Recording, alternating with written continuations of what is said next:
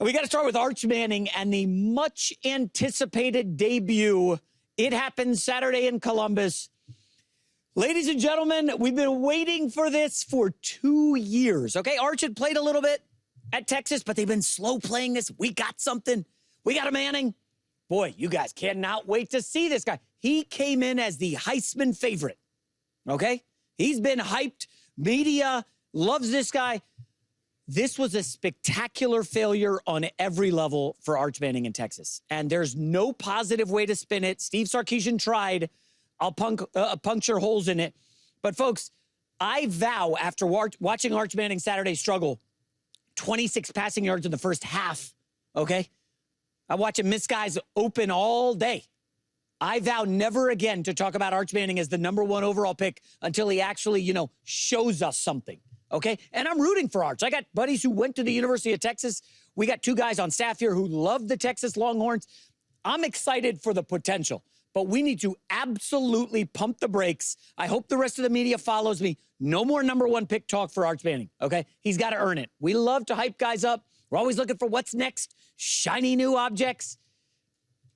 Arch was not shiny at all in Columbus Saturday. And there are a couple of positives to build on, not many, but I saw a stock tanking like Cracker Barrel on Saturday in the state of Ohio. It was not good for Arch Manning.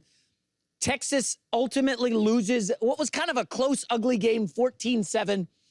And here's Arch Manning after the loss talking about, whatever. Yeah, ultimately not good enough. Obviously, you don't want to start off the season 0-1.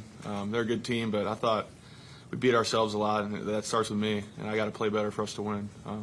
Can't wait till the second half to kind of get things going. I thought we could have played better, and I could have played a lot better. So just bummed we couldn't execute. Okay. Really? Yeah, so 26-yard passing in the first half, 38 yards passing entering the fourth. I didn't see a lot of changes in the second half. Sure, there was some chuck and duck in the fourth, down 2 scores to make it mildly interesting, but a lot of that had to do with Ohio State being unable to do anything against the Texas defense, which is outstanding. I mean, the Buckeyes offense did nothing. That's the only reason this was a close game. I mean, folks, for the hype around this game, and I get it, Jay, he's a young quarterback. Guys, can we stop with that? He's been in the Sark system for 2 years. He's 21. This is not some freshman starting out. Like we saw the Notre Dame kid. We'll get to him shortly. That's a freshman. This is a guy who's been going to the Arch Manning Academy since he was in diapers. I saw no Manning traits. Of course, uncles Peyton and Eli, legends, Hall of Famers. Yes, Eli's getting in the Hall of Fame. But they would make great pre-snap reads. They would make anticipation throws, tight window throws, poise in the pocket, great mechanics.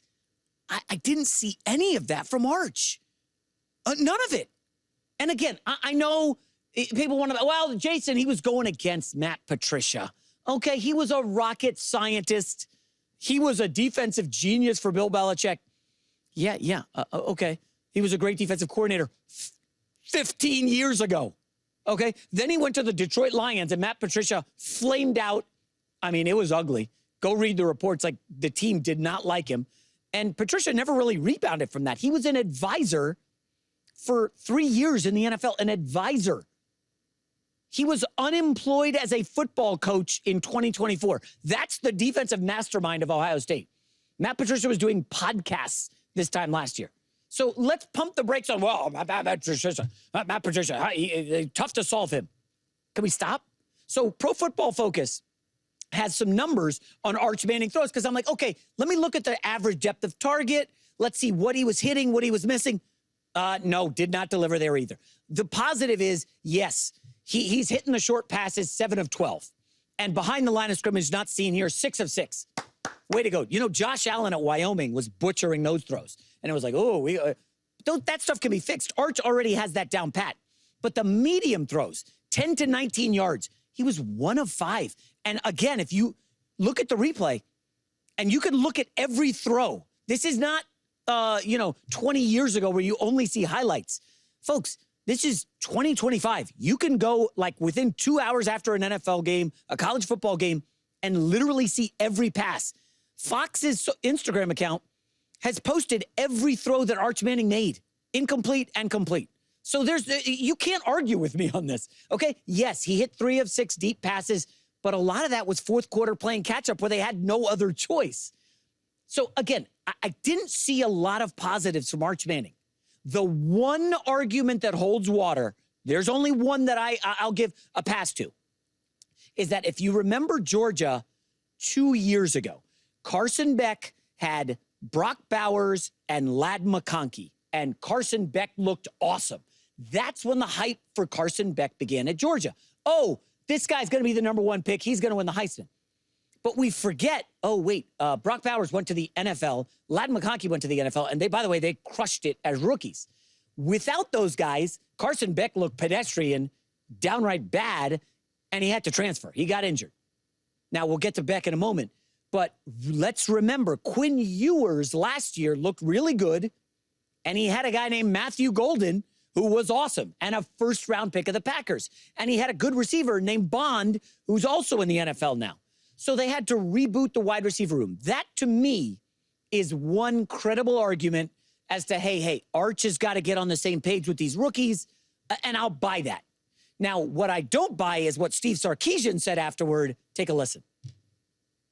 They made Arch work. I thought at halftime, Arch having a chance to really sit and look at the tape and understand some of the coverages they were playing, I think that helped him into the second half and play. And so there's, we definitely can lean into that.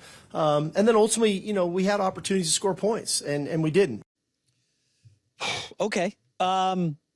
Listen, you've heard the American Idol theory that Cowherd loves a lot, where if you're watching American Idol, you can tell within the first 30 seconds, oh, that guy's got it. That girl, she knows her stuff. She's going to be a star, right? Whether it's singing, playing an instrument, being an NFL quarterback, you can tell real quick who's got it and who doesn't.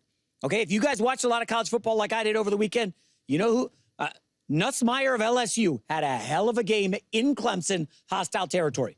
Young fella Sellers, who I love, of South Carolina, was excellent. Elusive in the pocket, making the throws that were necessary. A lot of quarterbacks showed out. Carson Beck, by the way, in Miami. We'll get to him shortly. But I'm just telling you straight up, I'm rooting for Arch Manning.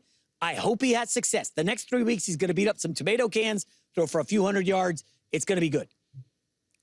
He's got a lot of work to do. And I think it's officially time. Let's pump the brakes on the hype train. I'm sure he can turn it around. Again, there's a long way to go. There's just no race. I saw a lot of Joe Burrow. Joe Burrow, remember his first year at LSU? He had 15 touchdowns. He was nothing special. Yeah, I remember. I had Albert Breer on my podcast, and Breer was like, yeah, it might be a 7th-round pick. Maybe for Burrow. That's what everybody was saying at best. Undrafted free agent. He comes back. Joe Burrow gets Justin Jefferson and a whole slew of guys, has the greatest college football season ever for a quarterback, and now the rest is history. Burrow's a superstar. So it's not over for Arch, but talking about him as the number 1 pick, that's over. All right, let's move to the game last night in Florida. The Miami Hurricanes, they're back, baby. It's all about the U. It's undeniable watching Miami versus Notre Dame, the old Catholics versus convicts game. It was phenomenal television, an excellent performance from Carson Beck, the former Georgia quarterback. And if you're looking for the best team in college football and you're trying to identify it after 1 week, I think the Miami Hurricanes are firmly in that discussion. They looked outstanding against Notre Dame. My guy, Marcus Freeman, it's not too early to fire the offensive coordinator. Just kidding. Disappointing stuff from Notre Dame. You guys know I liked Notre Dame in that game. That was a loser for me. Ohio State was a winner. But I think Miami being good, and they are good, big sign for college football, okay? I was a young guy with a Miami Hurricane starter jacket growing up in Northern Virginia. That was the must-have for young kids because Miami was cool. They had the swag, okay? They made a 30 for 30 about the U. And you watch that game last night, look at this catch by Daniels. That is Odell Beckham right there, folks. I mean, Miami put on a show. Their offensive line, led by Mario Cristobal, the great head coach, he knows something about offensive lines. Their offensive line was impenetrable. Notre Dame could barely touch Carson Beck. They got him once, I think, in the fourth quarter. The ground game, solid. The wide receivers look like a track team. And Carson Beck, once again, looks the part as an NFL quarterback. I'm buying Miami, folks. Someone in our morning meeting said, hey, you know what, Jay? There could be an ACC resurgence happening, okay? I don't think we're going to get to it here, but Florida State really put it on Alabama in what was a major surprise. I had Alabama last week in my Tier 1 contenders. It's not over for Kalen DeBoer, but I have a feeling Cowherd's going to be talking about that a little later this week. But if you look at Miami, you got Bill Belichick coaching tonight. We'll talk a little bit later about the hype train for that one. That train has left the station. But Miami looks to be the cream of the crop in the ACC. And I'm not going to lie, I watched a lot of college football this weekend. Like Ohio State's offense, we'll see. They had 200 yards of offense at home, folks, at home against Texas. Texas, they got an Arch Manning issue. We'll see. You look at Clemson, they did not deliver. They were a bit of a letdown at home. I don't know who looked better than the Miami Hurricanes when you consider the opponent, Notre Dame, and you consider a rainstorm. I thought Miami looked great. Now, here's Mario Cristobal on the U getting a big dub.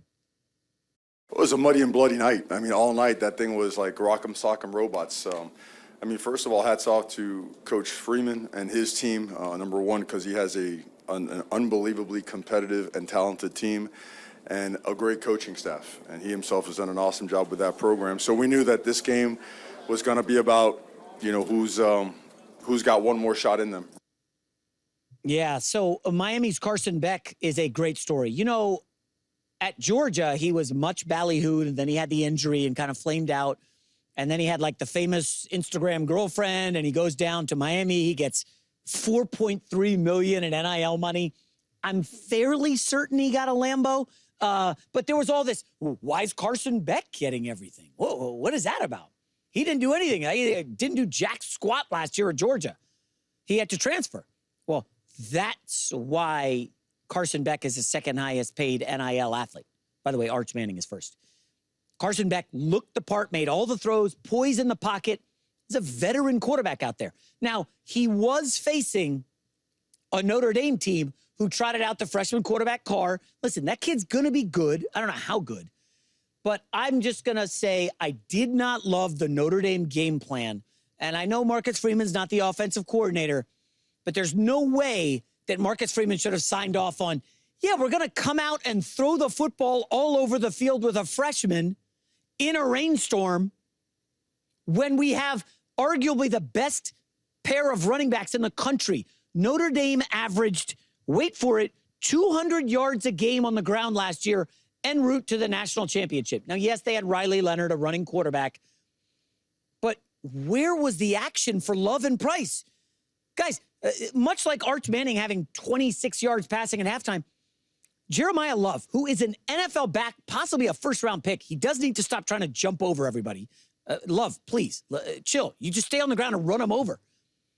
That guy had like 6 carries deep into the third quarter. What on earth was the Notre Dame game plan?